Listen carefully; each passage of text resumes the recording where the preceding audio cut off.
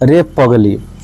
उसका ट्रेसर भी, उसका वीडियो थोड़ा सा क्लिक आ चुका है, वो वीडियो मैं आप लोगों को दे दूंगा। इस वीडियो में आप लोग देख लीजिएगा, बहुत ही अच्छा वीडियो आने वाला है, वीडियो सॉन्ग आने वाला है वेब कंपनी से समझे।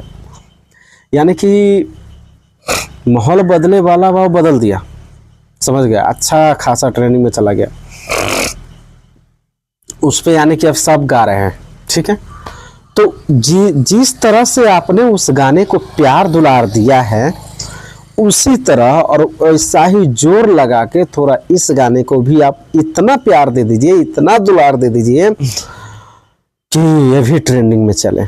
क्योंकि दोस्तों ये सैड सॉन्ग है, दर्द भरी सॉन्ग है, बहुत ही अच्छा सॉन्ग है और ज़बरदस्त सॉन्ग है।